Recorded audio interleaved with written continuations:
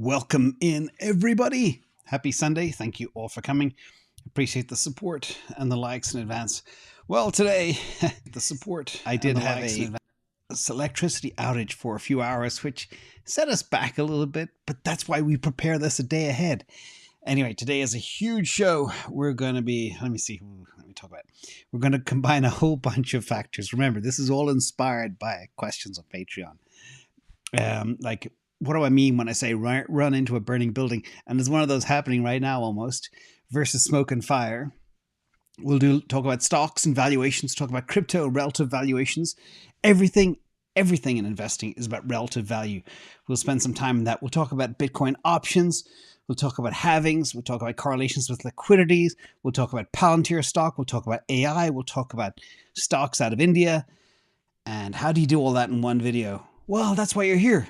So thank you for joining. And of course, none of this is financial advice, just a guy on the internet who looks at numbers all the time. And a big thank you to everybody on Patreon. We still have some seats open. It does close during the bull, and appreciate everybody in there. So, and it is also the biggest finance community in the world. Let's go. First of all, from Topher, if history rhymes again, what would the fair value of Bitcoin be after the 2024 halving post-bull run? So this is, again, I do have my models. I've shared a lot of my models. I get this question a lot, multiple times. In fact, everybody's very excited about this bull run, and you should be, because it will be different. The data is different. The supply is different. The scarcity is different. The players are different. The institutions are coming. A spot Bitcoin ETF will happen. And a lot of people are saying, well, it's going to be worse than last year. We're not even going to make new all-time highs again. It's like, no, that's not the way it works. It's all about economics and numbers, supply and demand. That's the key. So let's talk about two things. And these are, I guess, my range of where we will be at the halving. We're talking end of April 2024 or mid-April, 14th, 17th, 19th. I'm not sure exactly when it's going to land. But my low-end target is $35,000 in Bitcoin, and my high-end target is $42,000 on Bitcoin. But remember, right after the halving, depending on what happens, sometimes miners can capitulate, unplug their machines, sell their Bitcoin. That can cause a bit of downward pressure, so we got to watch for that. But there are some extremely bullish, numbers out there. A lot of people talking about 288,000, etc. I can back into those numbers pretty easily. If, for example, BlackRock come in and they allocate 0.5% of the holdings, things go, 6 digits real fast. But let's go to what I like to lean on, okay? So people don't shoot me with my projections I just shared before. Moto, see you, thank you. But this is the Pantera one, which I think is one of the best models, which is so close to mine. It's uncanny. So that's why I like to use it. And it's a very simple, beautiful graphic. So shout out to the team at Pantera. This is where they expect Bitcoin to be at the new all-time high at the top of the bull run in 2025, late summer 2025, about 480 days after the halving. And that should take us to $147,843. Good times ahead. No guarantee we get there. I would be extremely delighted with 69,000 again. I am in levered positions for exactly that. And we'll talk about exactly what people are doing about levered positions. But anyway, that's the halving story. Now, tied to that as well is this question. And again, it blows me away. Every week, all the questions dovetail together because every week people have a theme of what's keeping them awake at night or getting them excited, whichever way you want to look at it. This is from Mr. B. Satoshi. The correlation in this chart is amazing. What if the halvings are not the main driver of price, but M2 money supply? What do you think my gut is telling me if it is correct? And this time it might be different, excluding all the tailwinds, which are real and may mean it is not different now. What Mr. B. Satoshi is sharing is basically the correlation between the M2 money supply and the Bitcoin price. But I'm going to show you something different because I don't believe in that. I believe in global liquidity. This is not driven by the US, but I'll actually countermand my point in a second too. But I want to share this chart here from our friend, the Rational Root. And I think about this all the time. And I think Yes, there is a correlation that you found, but there's a better one, but it's also different. Let me walk you through this. So the blue part at the bottom is global liquidity. Remember, US only makes up 4% of the world's population, and there's a lot more Bitcoin and crypto activity happening outside of the US. It's not an American story. That's why when everybody is panicking about the SEC this summer, is like, who cares? Whatever they want to do, it's not going to kill crypto. It's relevant. So move on. Sometimes people overreact to FUD. We'll talk a bit about that as well a little bit later today.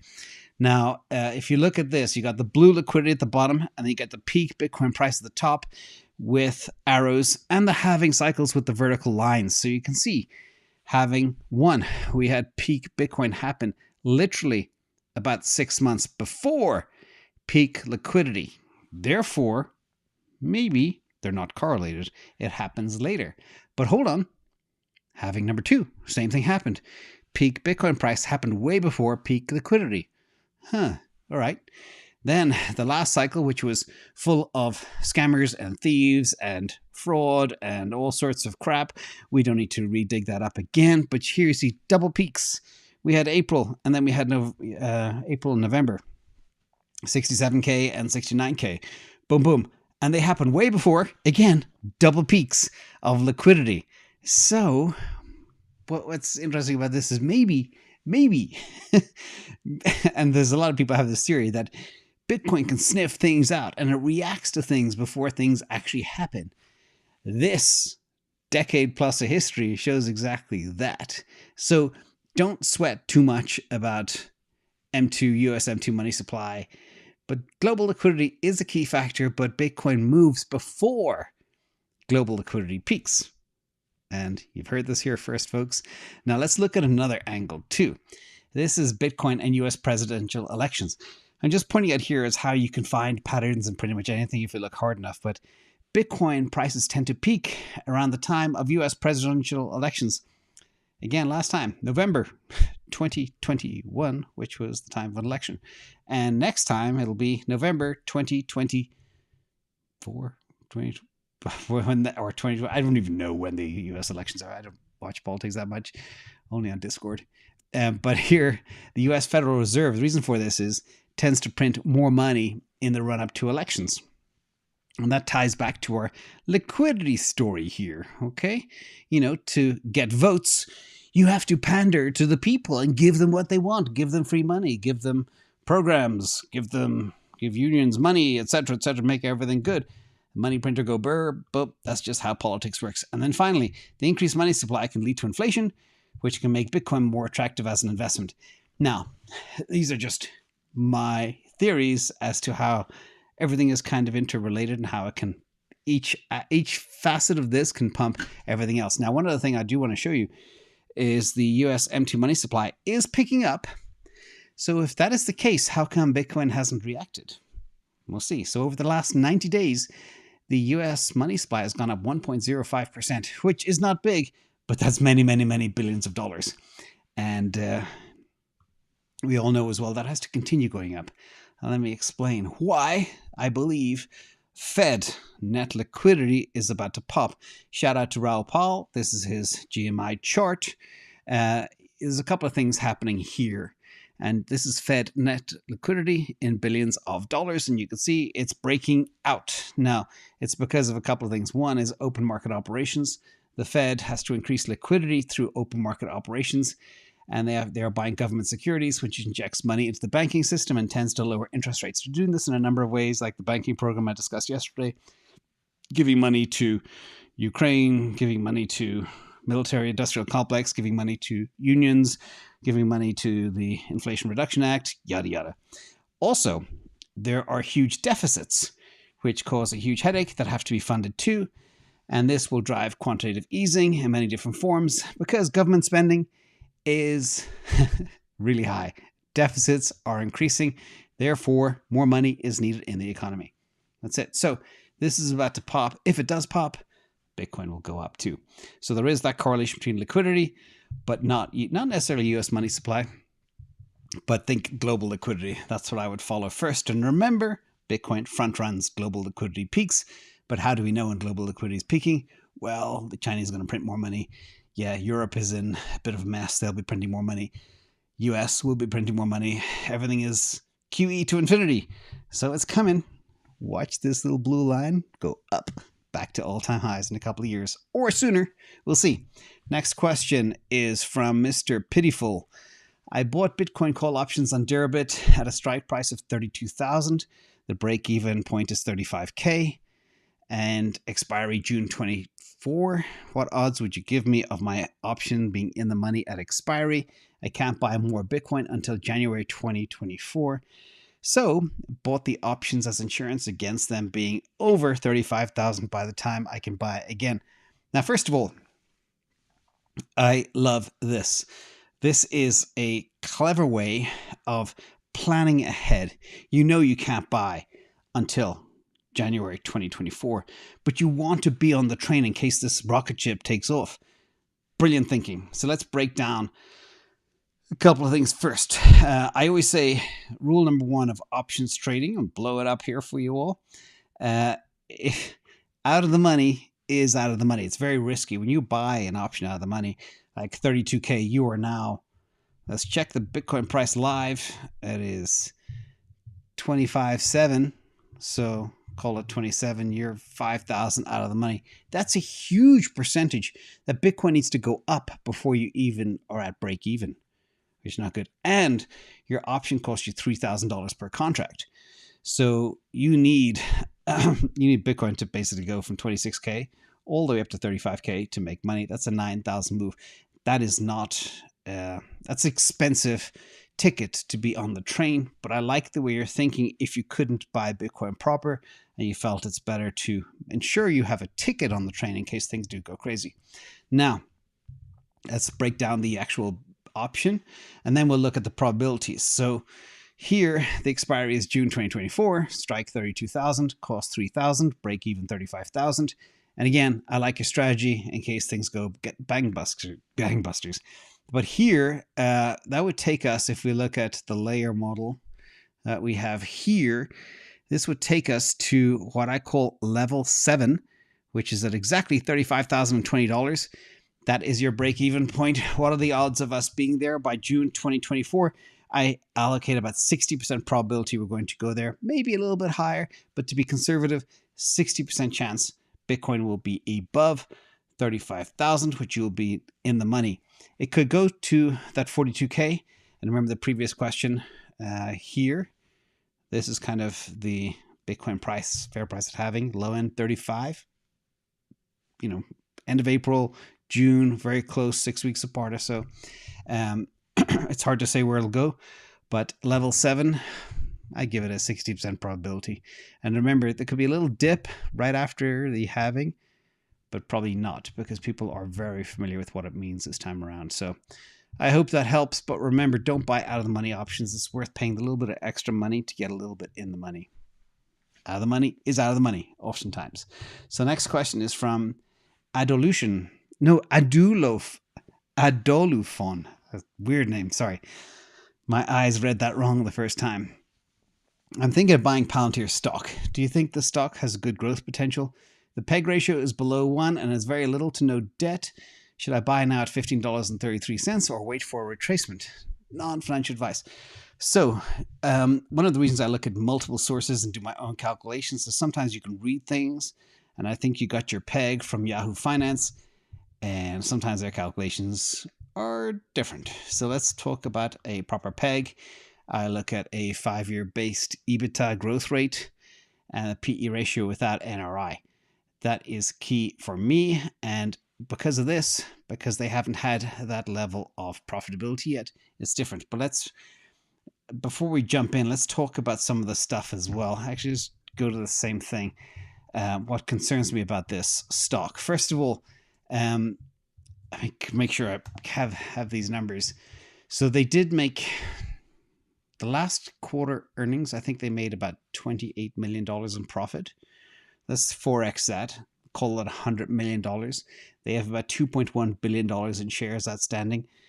So that's about 5 cents a share of profit, which is not very good. If you're calculating a PE of 30, and I'll walk through some calculations of what I believe the fair value is with a conservative PE of 30 in a minute. But when we look at this chart here, you will see, oh yes, growth looks good. Top line growth is going to hit about 3.18 billion by 2026, end of 2025. Hey, Stephen, buddy, we'll talk about your stuff in a minute too. And earnings are growing too. They're going to be making about $419 million again, year end 2025, call it 2026. But there are some problems. Is that growth ratio enough? Is the profitability enough to support 2.1 billion shares? Not sure. There's also another nasty surprise digging into the Palantir numbers. They diluted by 11% last year because they like to give their executives lots of stock. So they rain down stock on the executives, and you as a retail investor get screwed. They also only had 13% income growth. 11% dilution, 13%. You're hardly treading water at that case. So let's look at the math behind the numbers and where we are. So number of shares outstanding as of today, 2.1 billion. EPS forecast is 19 cents. Year end 2025, call it 2026. Take a PE of 30. You back into that. 19 cents times 30 is $5.70. If you want to play with it, give it a PE of 50 or 40.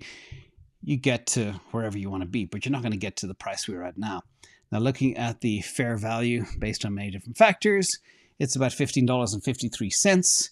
And you look at the top analysts that actually assess Palantir, like JP Morgan and others, they assign 1 year from now, it'll be at $14.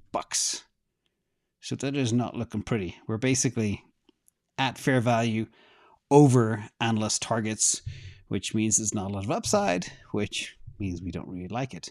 There's also a lot of struggles. With this whole AI revolution, they claim to have the best AGI out there, but no, there's a lot of competition now. And the revenue is not reflecting that growth. So a lot of people, early this year got so excited about Palantir and they jumped on it. It's like, oh, it's going to go to $500. I can't tell you the number of $500 Palantir thumbnails that I see around YouTube. It's ridiculous. Do the math. It's not hard. So what I do recommend, though, is it looks like it could be a very nice range rider. Again, we're looking at one of our models here. You see the trend is currently down, but there are some nice juicy layers between $15 to about $17.50 up to $19, $20. You can actually play these ranges. So you could buy at, say, $15, sell the first half of it at $17.50 and the next half at $19.99, and then buy back in again, up and down, up and down. I do believe this will become a range rider because the fundamentals aren't strong. Dilution is strong, but the revenue growth is not there. So until they really start growing like a company like Tesla, I'm not interested. And ignore those $500 thumbnails. They are just stupid. Okay, so hope that helps. And by the way, I don't know who puts out these $500 thumbnails, but people keep sending to me and say, hey, this guy says Palantir is going to 500. What should I do? Should we buy it? I'm like, no. But trade it. Don't buy it. Don't buy it as a keeper, long-term keeper. Okay, next question is from Michael1. Got to get your thoughts on Kujira, please. We don't see a lot of news associated with the Cosmos chain, and I think that this project is worth a look. Might be ways for people to accumulate assets at cheaper prices through the way this protocol handles liquidations. So it is a protocol that does do kind of DEX stuff on the blockchain, but we don't need to dig too much into it. Let me give you a few reasons why. First of all, red flag. Number one, self-reported supply. Kiss of death. And I've always said this, and I'll continue to say it. And I said it last week, and I said it the week before probably as well. So let's explain why SRS, self-reported supply, is the kiss of death. One, it can be very difficult to verify. It's like, trust me.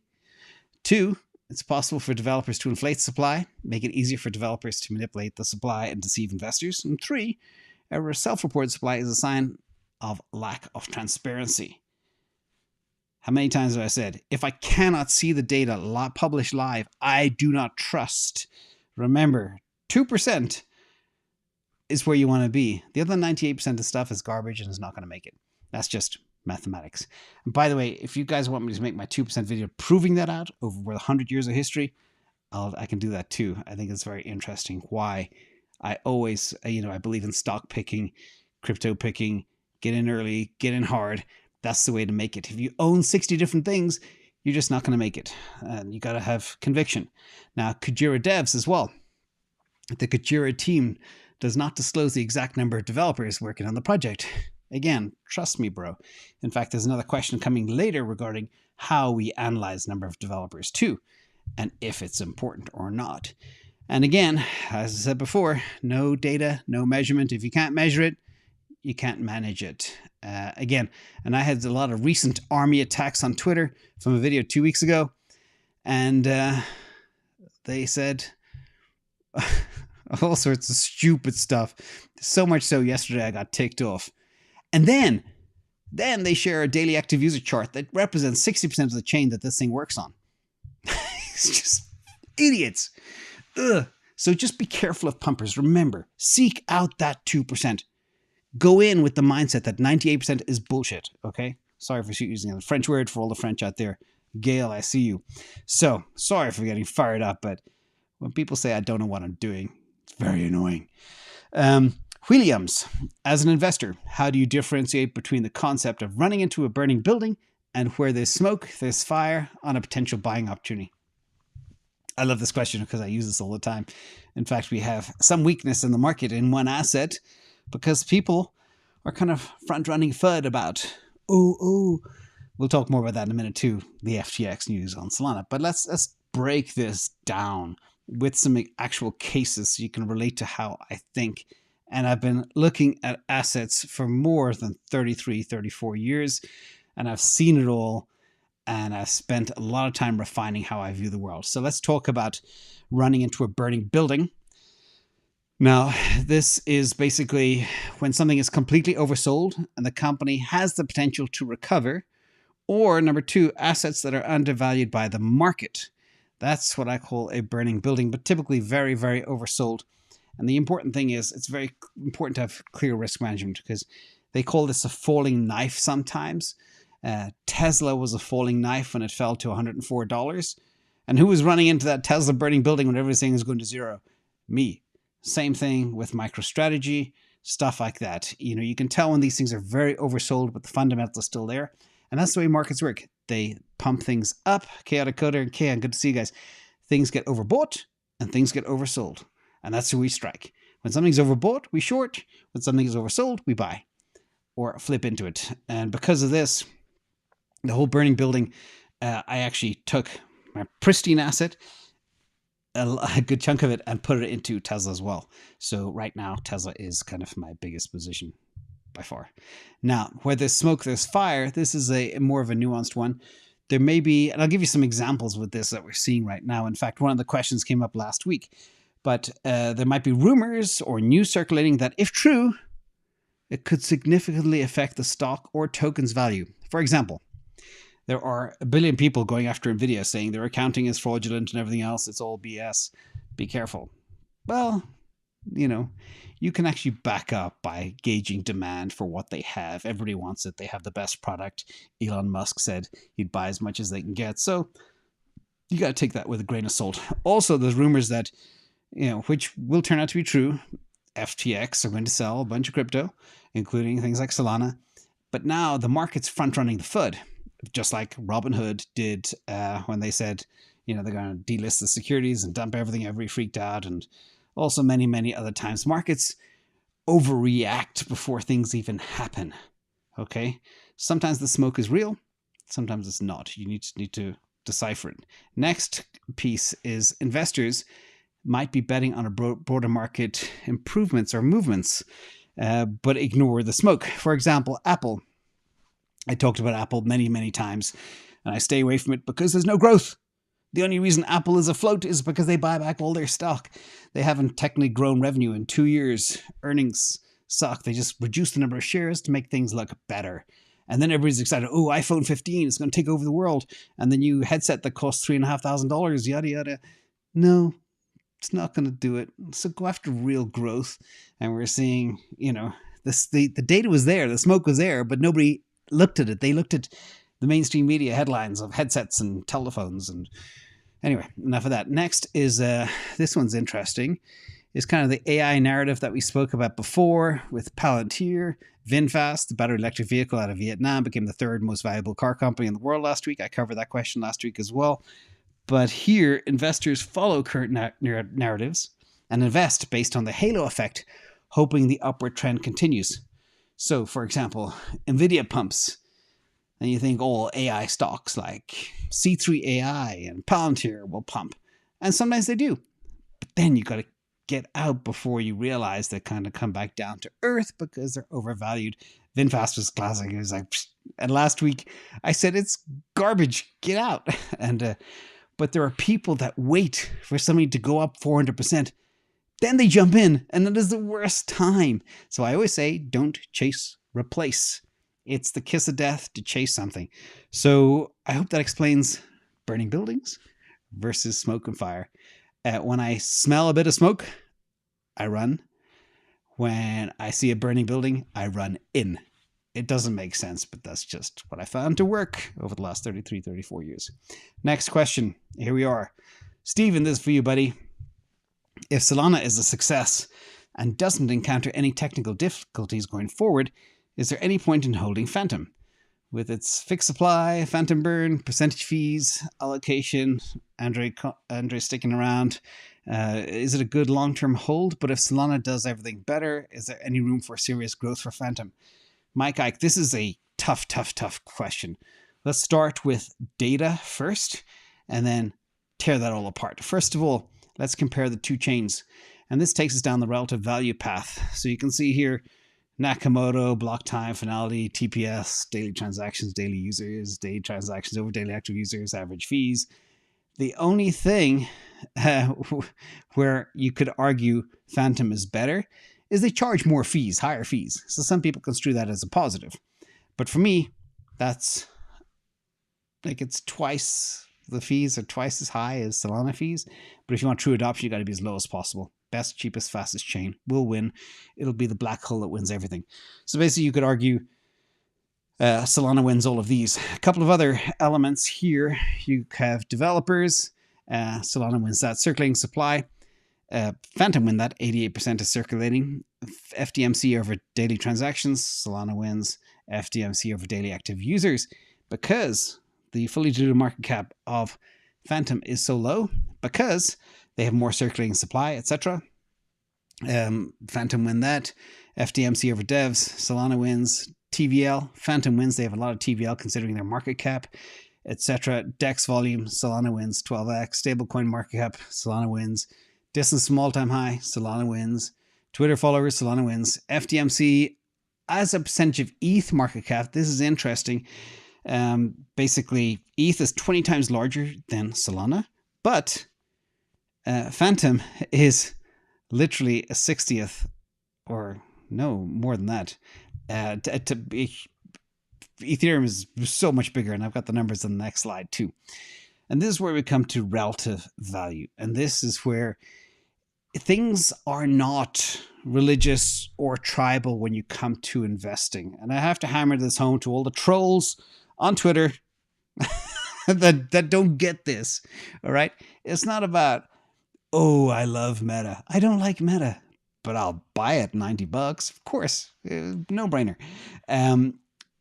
Sometimes you look at things, like I said, you're burning building, oversold, relative value. You do it. So let's look at some relative values here. Everything, I'm going to hammer this home, is all about relative value. So is ETH worth 20 times Solana? It's actually more than that now because Solana's fallen down a little bit today. It's now $18.22. It fell 6% over the last 24 hours. The answer is, in my opinion, based on metrics, no, it is not. Now, is Solana worth 13 times Fantom? Aha, we'll see. We saw that, Solana is better in almost all respects. So perhaps, yes. And the other question is ETH worth 348 times Fantom? That's a question. So when you approach this conundrum, are you looking at ETH versus Fantom or Cardano or any of these other things as well? That is the way you need to look at this. And when you see something that's going to win the day, become what I call the black hole, getting back to what I said earlier about 2%, 2% of assets is where you want to be. Or 7 companies in the S&P 500, they garner all the gains. And I'll break it down and go through history. If anybody's interested in that video regarding history and what I call the 2% rule, let me know. But if you are in a basket of everything and you are clinging to hope and you think your number 480 token is going to make it, odds are it will not. It's just mathematics. So, next question from Elizabeth K. Sorry for being a bit passionate today. The trolls will do that to you. And I don't feed trolls ever, by the way. Elizabeth K. Ivan mentioned in his statement about Sol and Maker that he is focusing more on the dev activity instead of the daily users, since the number is more precise and much more meaningful. What do you think about this? And are you reflecting that in the score within your compendium? Aha. Hello, let's look at this one. So this is what we analyze. Just developers. It might be a little bit of an eye chart, but we look at weekly core developers. We look at a weekly core developer score. We look at a weekly core developer percentage change. We look at weekly core developers percentage change score. We look at weekly core commits. We have a score for that too. We look at weekly core commit percentage changes. We look at weekly percentage change scores. We look at weekly sub ecosystem developers. We look at the score for that too. We look at weekly sub ecosystem developers percentage change. We look at weekly sub ecosystem commits. We look at weekly sub ecosystem commit score. We look at weekly sub ecosystem commits percentage change. We look at the score on that too. We look at weekly combined developers and their related score. We look at commit score. We look at 1 month. We look at 3 month. We look at 3 month for everything, total sub ecosystems, total repositories, you name it. So the answer is, do we look at this data? Oh yeah, we do. So I always say, first of all, follow the money. Like, where is the money flowing into what asset? And who is adopting the technology? For example, Solana and Visa last week. And then we also look at everything regarding daily active users, which shows adoption, which is very, very important, which can be flaky. If there's a free airdrop, people will jump in and adopt it and turn on a wallet and stuff. And then they'll never come back. They just grab their tokens, sell them, and move on. And we look at every aspect of developers. But it's important to remember, this is part of the SCP Profiler. The crypto compendium is designed to assess regulatory risk, inflation risk, tokenomic scores, all that type of stuff, insider holdings, insider pocket lining, inflation, 69 different parameters. The developer analysis, is under the SCP Profiler, where we break all the top layer 1s and layer 2s down and compare them all together. So again, across tons and tons of parameters. And that's just for developers. So the answer is yes. Next question is from S22. India is the 5th largest economy and plans to become the 3rd largest economy in the future. Is there any investment opportunities in the Indian market? Maybe a close Tesla we should be keeping an eye on. So I do scour the markets for opportunities all the time, all far-flung places, but it's been very clear over some data I've shared in previous videos that emerging markets over the last decade, 20 years, far underperform the US stock market. Even European markets, they do that. Unless you're selling Wegovy out of Denmark. And that's just an example of, I should have put a slide in on this, but I think the market cap of this, it's a weight reduction injection drug made out of Denmark. You can't get it for love nor money because it's completely sold out, despite the factory running at 100% capacity. And also the market cap of this company is now the biggest company in Europe. Out of nowhere, breakthrough drug.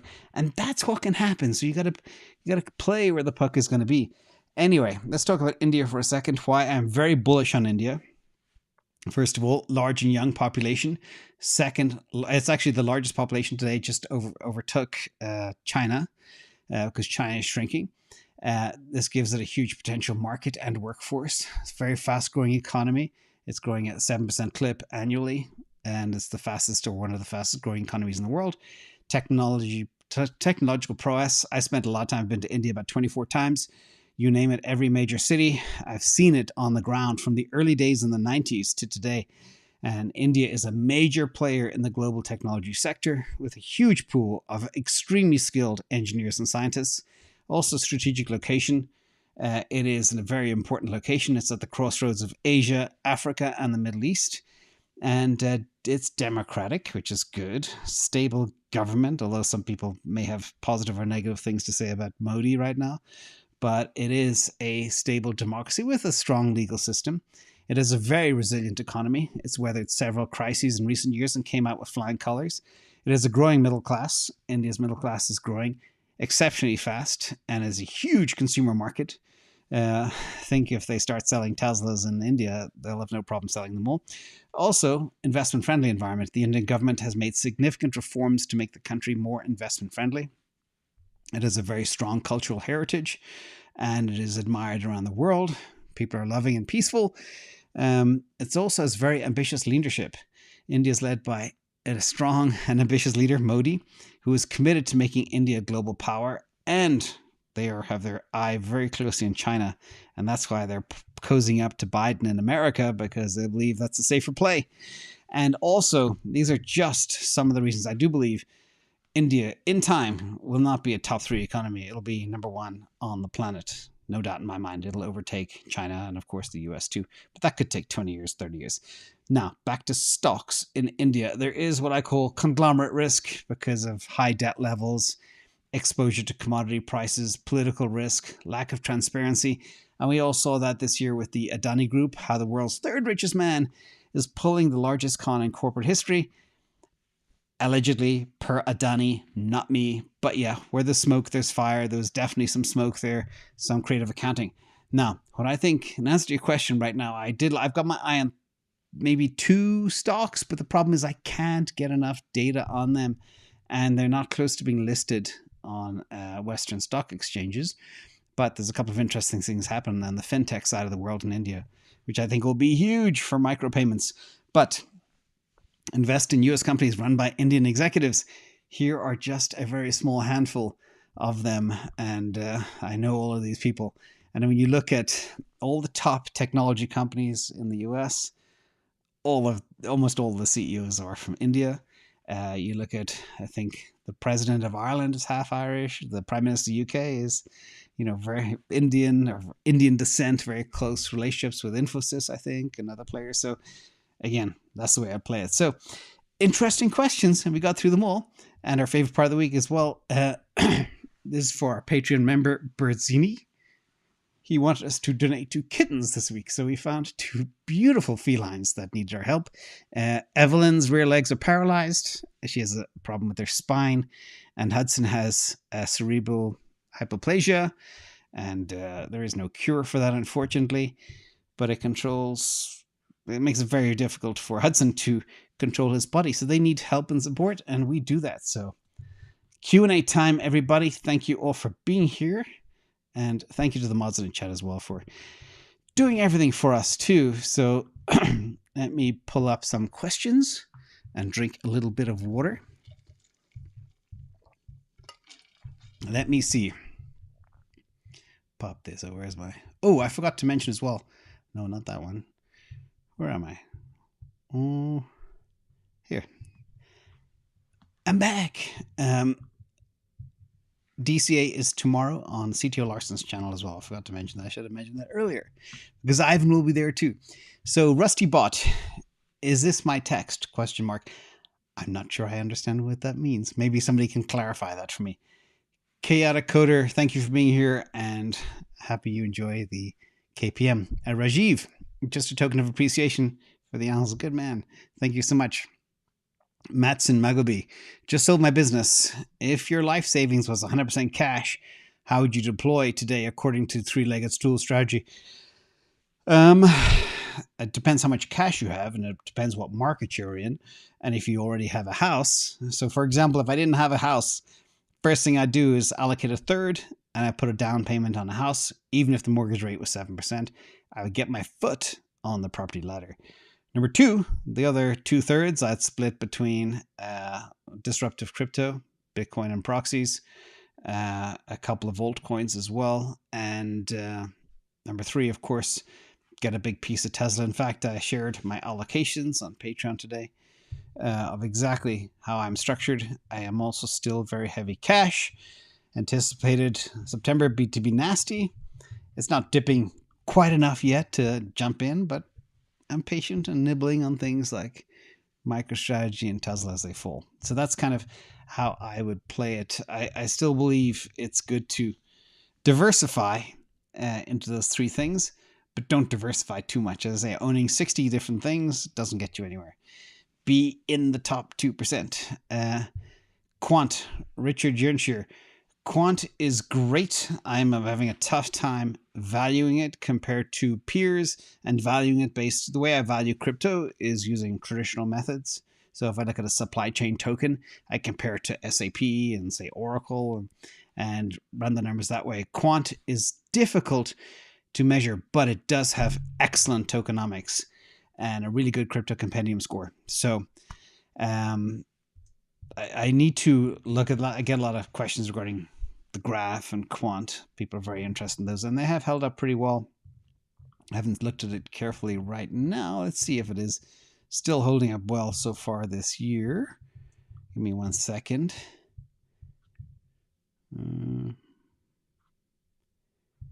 QQQ, there it is.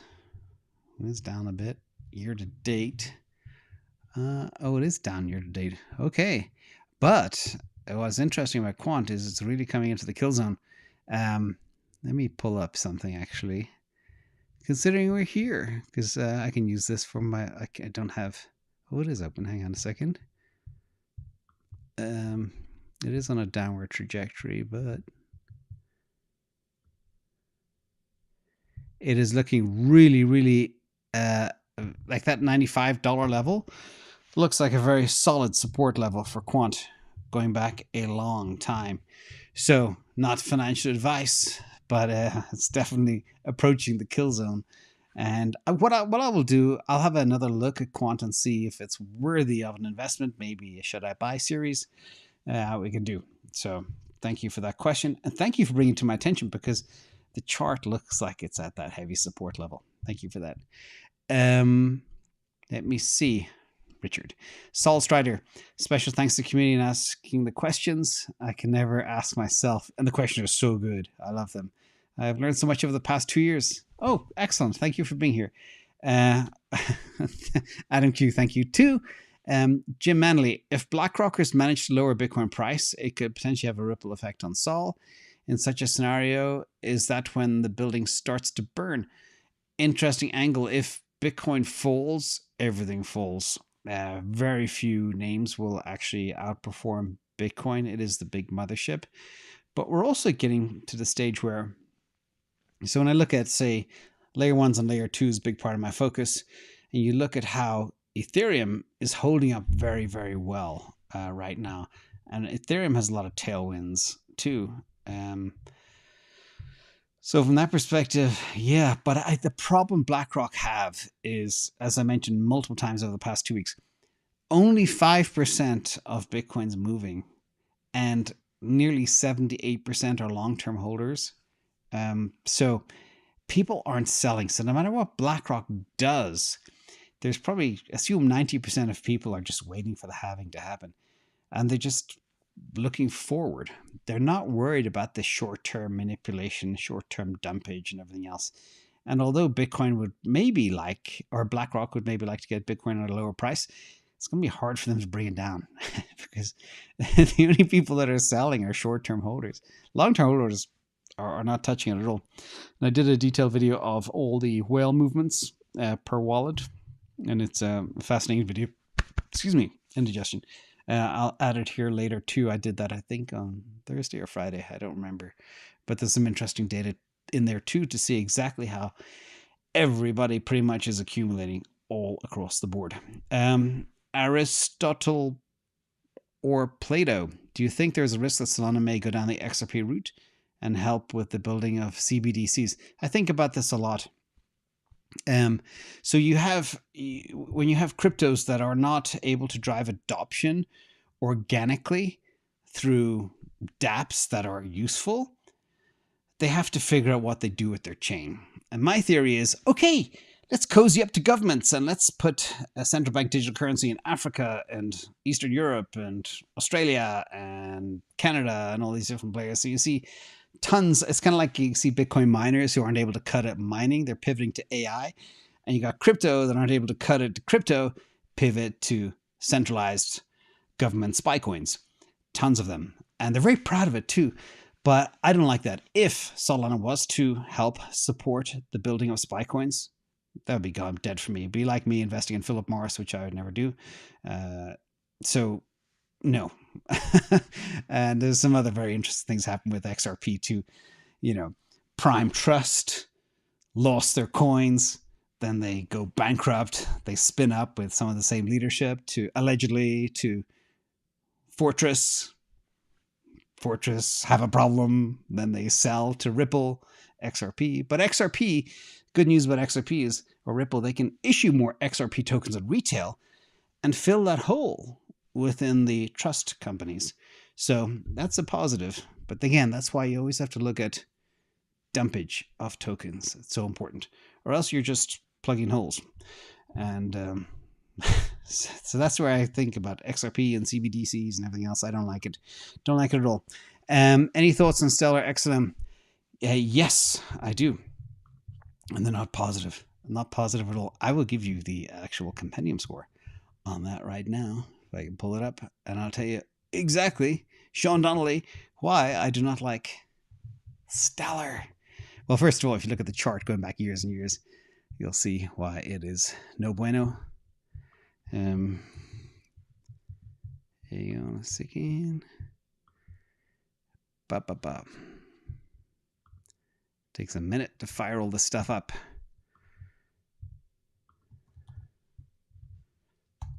And pull it up. Wow, there's a token called Stella as well, like the beer. Stella Artois. This is Stellar. It's a payment platform. It's ranked number 19. And the compendium score is... it's in the bottom 36 percentile of all cryptos.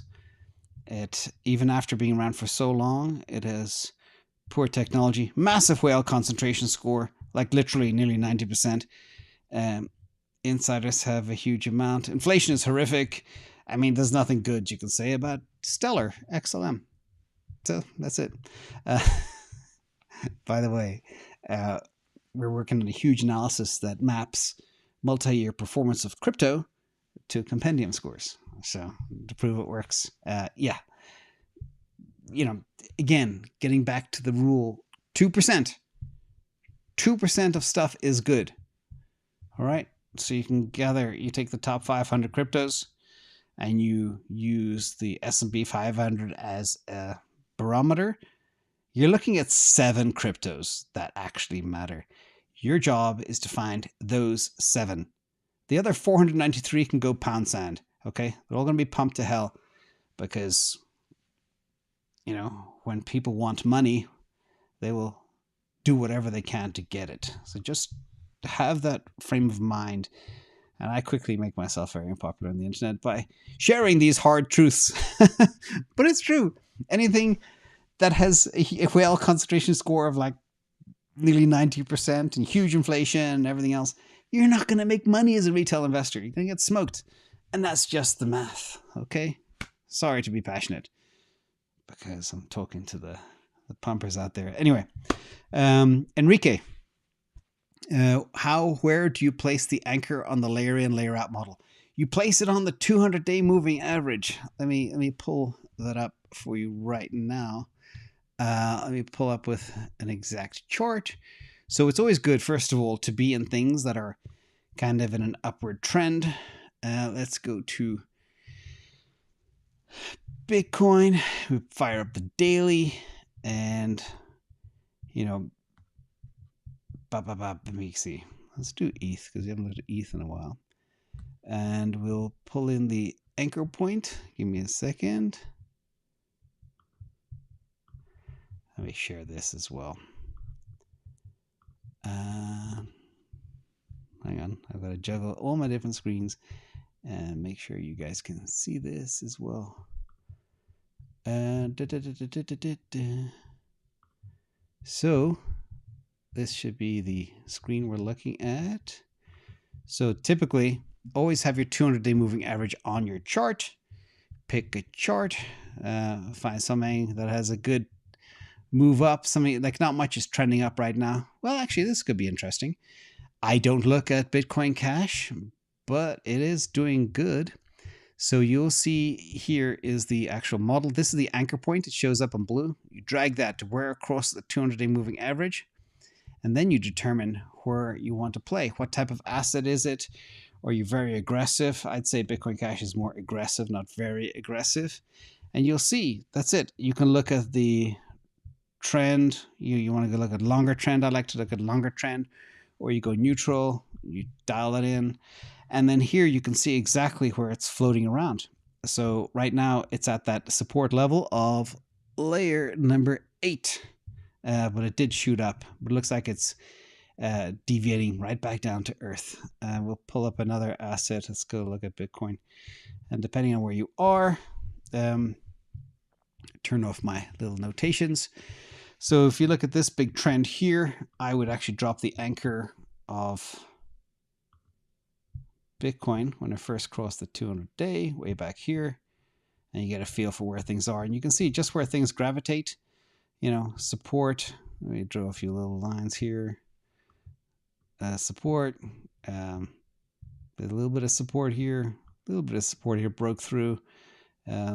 This is continue on here, maybe a little bit of support, but you can see very clearly the resistance too.